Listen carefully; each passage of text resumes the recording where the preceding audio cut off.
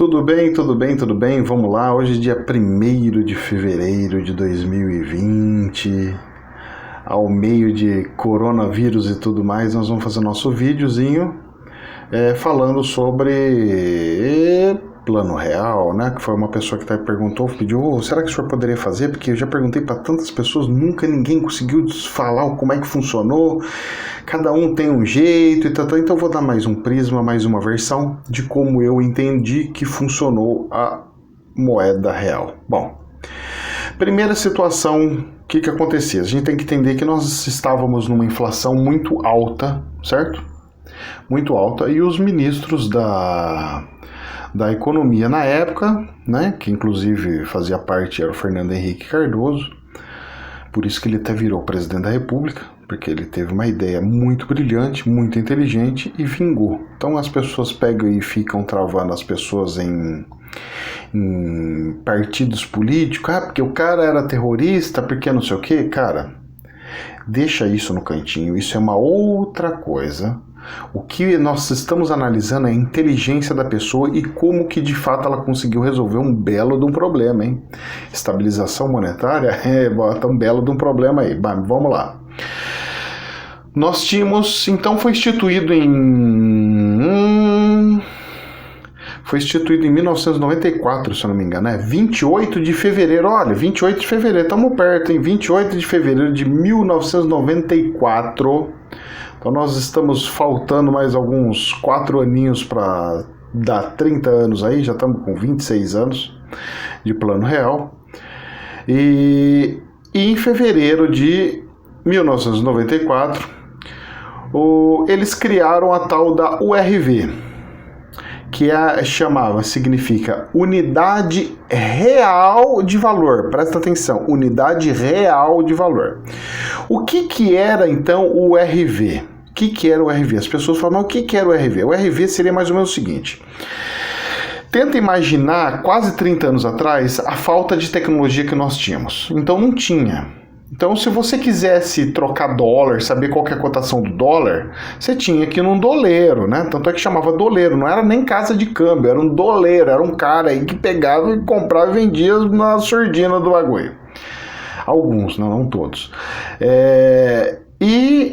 E nessa época, o que ele fez? Ele pegou e falou assim, olha, nós vamos ter que investir pesado na mídia, para como se as pessoas pudessem ver a cotação todos os dias.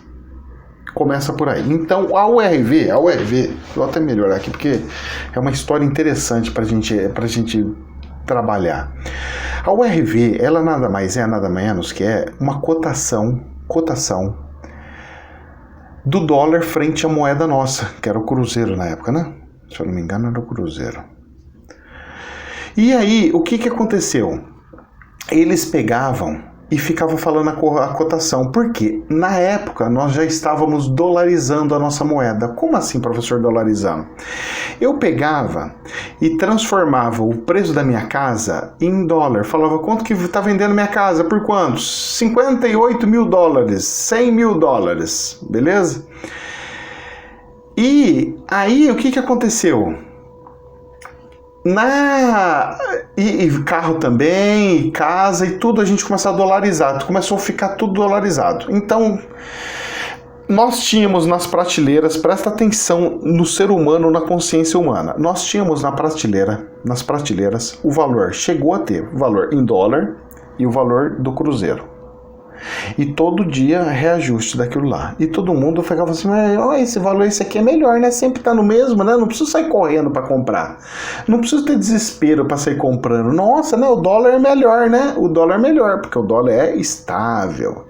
Ele é regulado, ele tem a sua regulação. E aí, o que aconteceu? Começou isso daí, certo? Começou isso daqui, saber quanto que era o valor de fato real. E você tinha começou a ter gatilhos, certo? Antigamente, imagina só o salário mínimo de uma vez por ano. Com essa inflação que nós estamos, o salário mínimo devia ser reajustado todo mês. Todo mês. Para o funcionário não perder o dinheiro dele depois de um mês. O certo era isso, viu, gente? O certo era isso. Porque na época era assim, gatilho todo mês. E a pessoa tinha a questão de comparação, então ela conseguia comparar. Então naquele mês ela viu como é que havia no preço saindo, falou, nossa, olha quanto que está subindo os preços, e ela começou a entender a lógica de subir e baixar o preço. Ela falou assim, não, o meu salário tem que acompanhar, porque olha o RV falando quanto que ele tinha que ser, olha o RV falando quanto que ele tinha que ser. Aí, o que acontecia? Se pegou esse valor que tinha e colocou em porcentagem. Aí, o que acontecia? Eu tinha análise do valor da inflação real no dia. E não só os empresários que compravam e vendiam, não só os bancários que mexiam com o dinheiro. Todo o povo tinha controle daquilo. Aí o que acontecia? Quando a pessoa ia comprar alguma coisa, ela falava assim, não, mas você subiu tanto aí, pô, que é isso? Abaixa o preço aí. Ela começou a barganhar. Ela falou assim, não, eu te dou 3 dias de inflação, te dou 2 dias de inflação. Por incrível que pareça, a pessoa fazia isso daí. E no dia 1º de março de 94, a cotação da URV em cruzeiros reais era de 647,50. No dia seguinte, o valor passou a 657,50. E a correção mudava enquanto os preços das mercadorias e serviços eram fixados em URV. Então, o que aconteceu?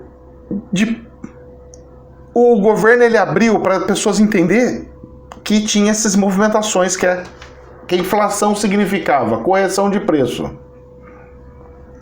Só que ninguém entendia por que se corrige o preço com a inflação. E aí, os empresários também na época, o que eles faziam? A gente tinha, eu lembro, meu pai era empresário, então você comprava um produto e você falava assim, quanto que vai ser a inflação do próximo mês? Olha, no mês passado foi 300%. Então eu vou colocar o meu já 1000%, porque se ficar um pouco mais de tempo eu não conseguir vender, pelo menos eu não perco dinheiro. E aí a inflação ia aumentando. Vocês estão entendendo como é que aumenta a inflação? Então seria mais ou menos o seguinte, hoje, nos dias de hoje é real.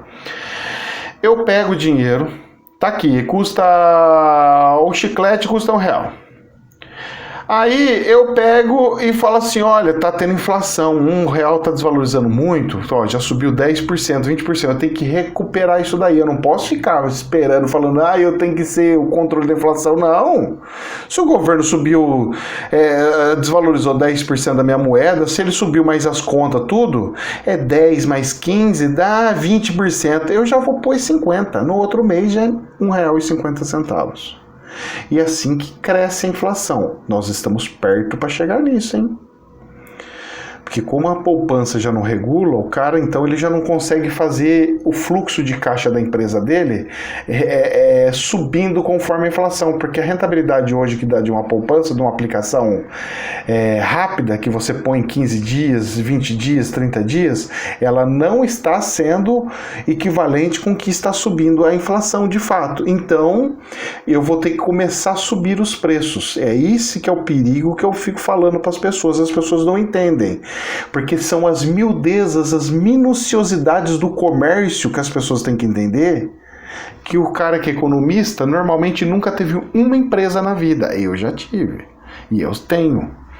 Eu vendo coisas online, cursos online. Então, eu sei como é que é. E eu já tenho que começar a subir. Já faz 2 anos que está travado os cursos. E aí? Mas se eu subo, eu não vendo. Então, o que acontece? Hoje nós estamos controlando a inflação, por quê? Porque olha o exemplo, eu mesmo, se eu subo, não vou ter aluno. Então eu tenho que ficar onde está. E se eu fico onde está, eu tenho menos salário, minha receita diminui. E se a minha receita diminui, eu movimento menos a economia, porque eu tenho menos dinheiro, passou menos dinheiro na minha mão. Então essa forma que está se acontecendo de taxar os comerciantes, ele não é bom. Ele não faz girar dinheiro. Vamos voltar na época do Plano Real, da implantação do Plano Real?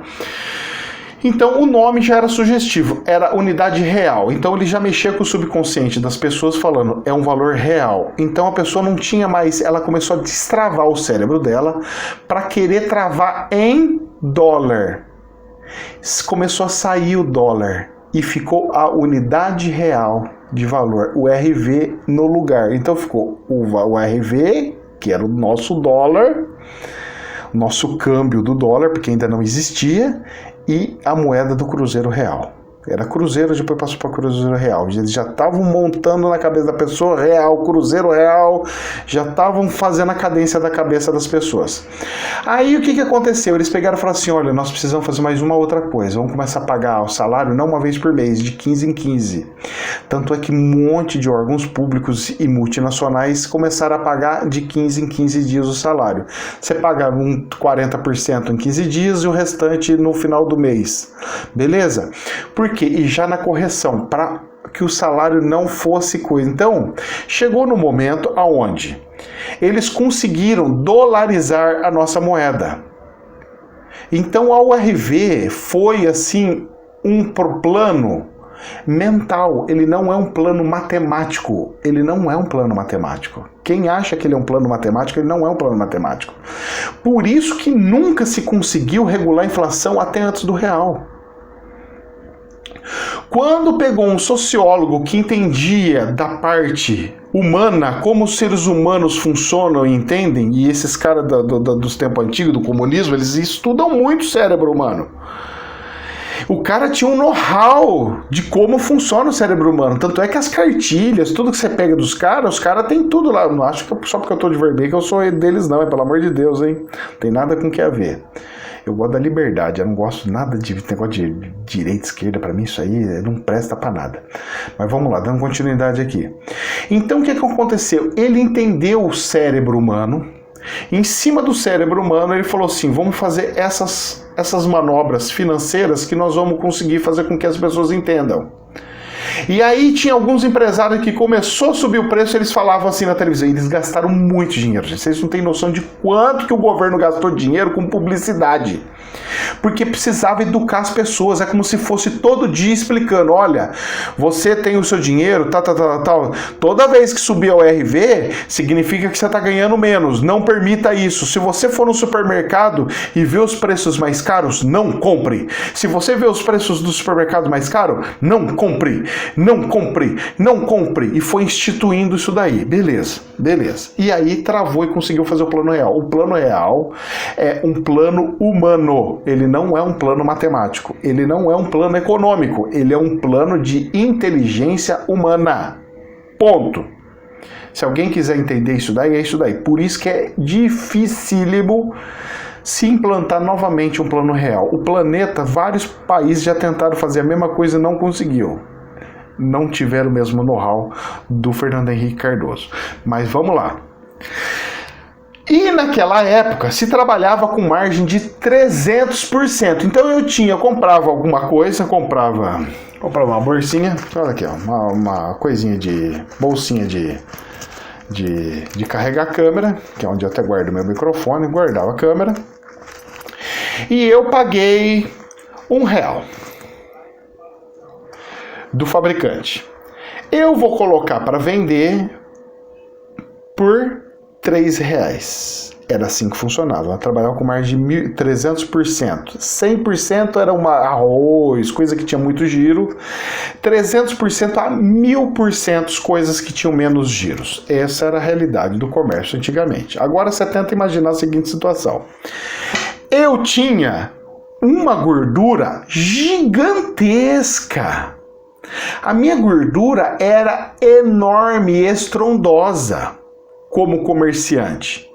Travou tudo em dólar, então eu estava ganhando 300% em dólar, porque o RV, na verdade, era um tipo de um dólar brasileiro. E aí, quando as pessoas saíram para o supermercado, falaram, não vou comprar, eles subiram o preço. O que é isso? Porque os comerciantes estavam ainda querendo fazer projeção da inflação. E chegou lá o mercado e falou, não posso comprar, cara. Ninguém quer comprar, você pode levar de volta sua mercadoria. Os caras, não abaixa o preço para poder vender. Então abaixa o preço para poder vender. Abaixa o preço para poder vender. Na verdade, não estava baixando o preço, ele não estava reajustando o preço. O preço manteve, parou. Ponto. Ganhou o plano real. Aí que vingou e entrou o plano real. Mas por quê? Porque tinha fôlego, tinha gordura dos comerciantes. Agora, hoje, aí que o tempo foi passando, o que aconteceu? Aí foi abrindo, nós estávamos numa bolha, certo? Só o mercado interno, então todos os comerciantes bem ganhando uma grana violenta. E foi abrindo, no Fernando Henrique, do Collor, foi abrindo o país. Quando foi abrindo o país, nós começamos a ter concorrentes internacionais. E olha que o planeta não estava tão globalizado como hoje. Então nós tínhamos concorrentes globais. Aí, esse meu produtinho, que eu estava vendendo por 3, eu não podia mais vender por 3. Esse meu produtinho, eu tinha que vender a 2, porque importando, pagando frete lá de fora, importando, e o cara comprando aqui, ele conseguia vender por 2. Então minha concorrência começou a ser internacional. Eu comecei a baixar os preços. Aí que ficou bonita a coisa pro Brasil. Porque além de estabilizar, começou a baixar um pouco o preço. Aí nós começamos a ter deflação. E o nosso real não era... Nossa moeda começou a valorizar. Ele caiu para 80 centavos, gente. E sabe o que era mais incrível? A gente era tão rico, que a gente saía na rua, alguém parava lá, pedia alguma coisa, o senhor pode me ajudar com algum dinheirinho, trocadinho? A gente dava R$1. Sabe o que é dar R$1 para uma pessoa antigamente? A gente dava R$1 para as pessoas. Você sabe o que significa dar R$1 para uma pessoa naqueles tempos? É a mesma coisa hoje no câmbio, 4,30, 4,29... 4,28, sei lá quanto que fechou, seria mais ou menos eu dar R$5 para alguém. Imagina só, você lá no carro lá, toma R$5. A gente fazia isso, gente. A gente fazia isso porque a nossa moeda era valorizada. E o salário mínimo não podia baixar. Então o que acontecia? Quando nós valorizamos, as pessoas ficaram ricas porque o preço não subiu, ou seja, eu não perdi com a inflação. E ainda de quebra, eu tive uma valorização do real, que ele foi caindo para 80 centavos. Cara, imagine você aumentar o seu salário, o salário de todo mundo em 30% com uma moeda estável. Já pensou, você ganha $1.000 e aí eu pego e falo assim, agora o seu salário é $1.300? Era isso que aconteceu na época, porque a moeda estava travada em relação ao dólar. Então seria mais ou menos o seguinte, imagina só, se você ganhava $1.000, mil, ok? Hoje dá R$4.300, 1.000. Subiu $300, 3 vezes 4, 12. É como se você tivesse aumentado o seu salário em R$1.200, assim, coisas de meses. E você começou, gente, é esse que era o mundão nosso, na época quando a moeda era 1 por 1. Casas, terreno, R$20 mil, R$15 mil, porque era dólar, $15 mil, 15 mil, era uma fortuna. Eu comprei meu apartamento, minha cobertura, meu apartamento por $20 mil. Se fosse 1 por 1, era a mesma coisa que R$20 mil, eu comprando um puta do apartamento maravilhoso, 2 quartos para uma coberturinha. É popular, mas né? Não deixa de ser, não tem elevador, mas é popular, mas mas vale hoje 350, 400 mil reais. Converto, dá dando $100 mil, ou seja, tem coisa errada aí, você tá entendendo? Nós estamos numa bolha, claro que nós estamos numa bolha imobiliária, muito grande inclusive. Que subiu muito além do alcance. Quem comprou, quem não comprou, não compra mais. É assim que tá. Então, quando as pessoas pegam e falam assim, professor, então o ideal seria valorizar? Sim. Então você tenta imaginar o seguinte, seu salário quadruplicando. Seria mais ou menos o seguinte, eu quadruplicar o seu salário se a moeda fosse 1 por 1. Hoje, se nós implantássemos o plano real de novo. Que foi o que o governo fez naquela época, gente. Então, o plano real, ele tentou trazer a realidade aos olhos das pessoas. E hoje, por mais que nós tenhamos internet, nós temos YouTube, nós temos um monte de coisa, as pessoas não conseguem enxergar a realidade. O real está escondido e misturado com os falsos, fake news, com teorias e tudo mais. Então tá virando uma miscelânea tão grande, tão grande, tão grande, que as pessoas, em vez de terem uma conotação da realidade, do que é o real, como é o real, onde que é o real e tarará, ela não está conseguindo ter essas conotações, ela não está conseguindo enxergar o que é a realidade.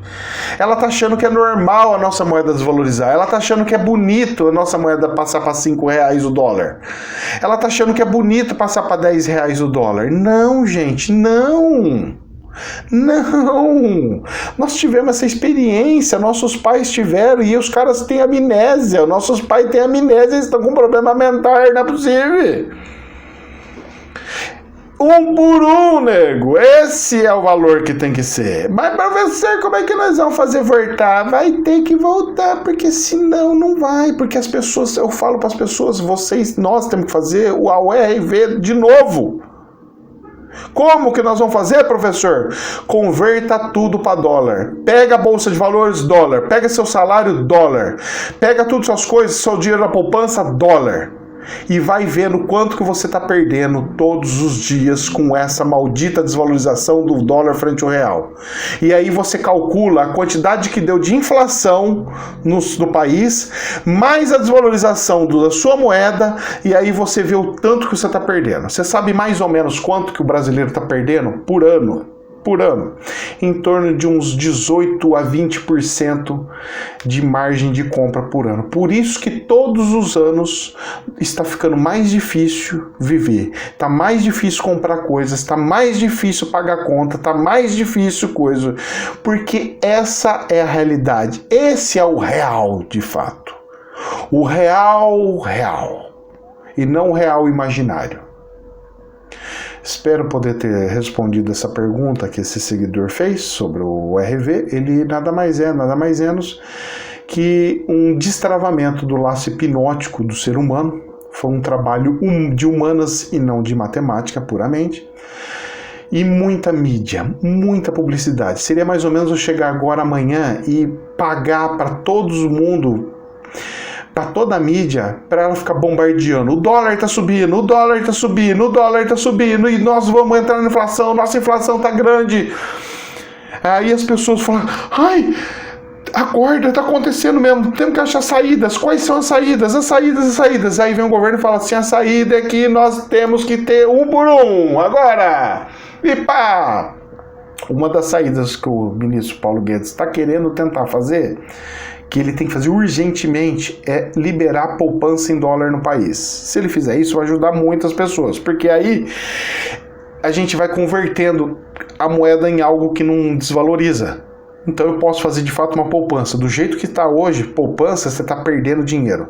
Se você tinha um dinheiro, você vai ter menos no outro mês. Você vai ter menos no outro mês e menos no outro mês. E se você comprar imóvel que nem era antigamente, você vai ter menos dinheiro, porque não tem liquidez, ninguém compra e vende.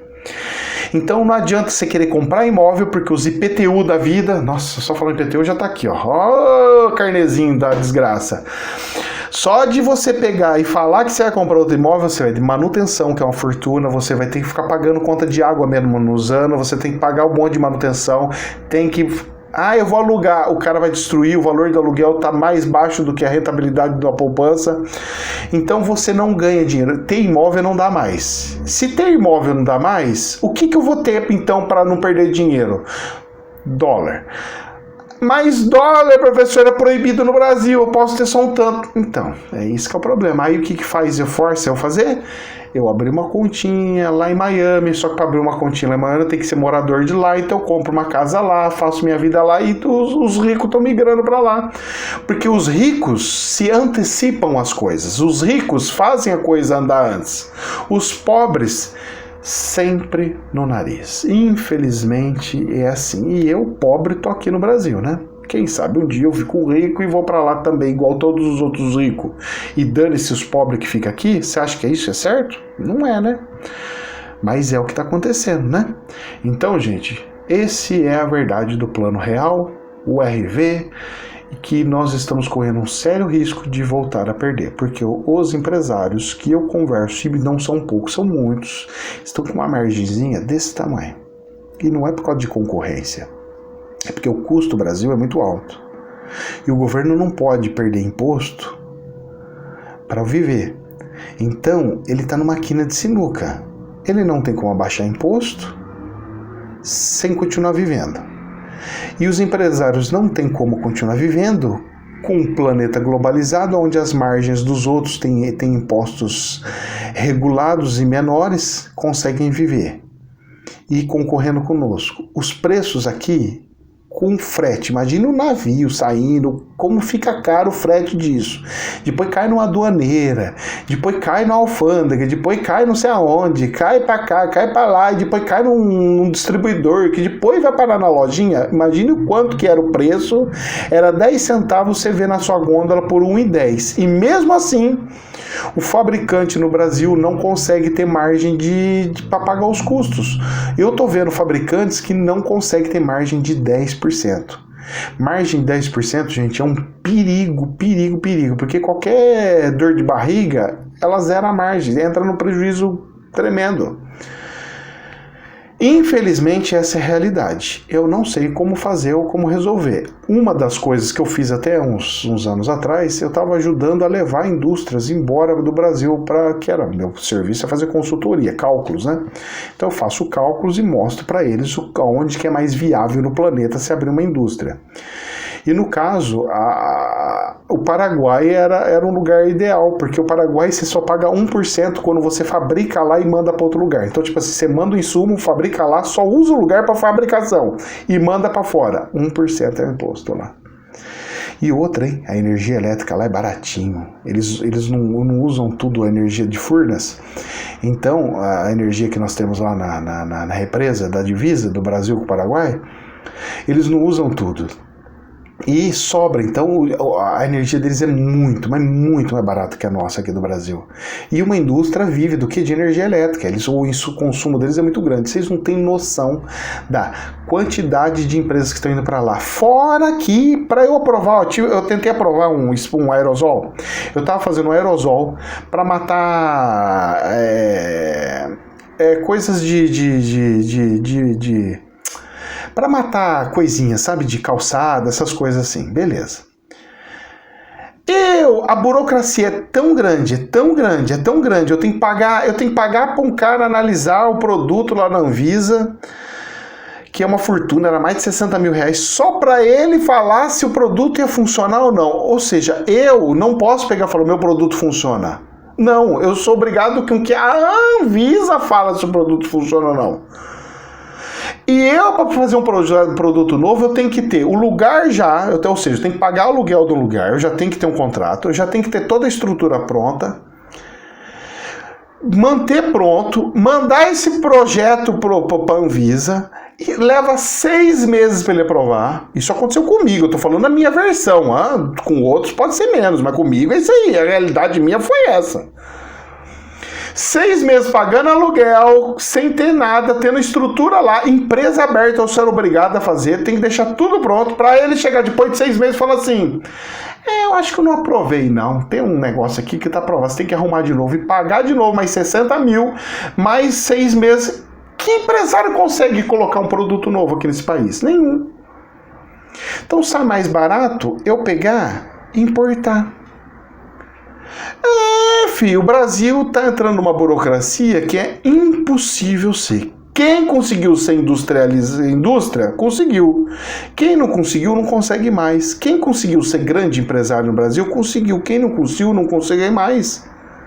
Tirando um ou outro da área financeira e mesmo assim correndo um risco danado. Gente, eu sei que a live ficou grande, o vídeo ficou grande, mas é que o assunto é interessante. Que Deus abençoe, jamais a verdade absoluta. Namastê. Essa é a realidade brasileira hoje, 2020.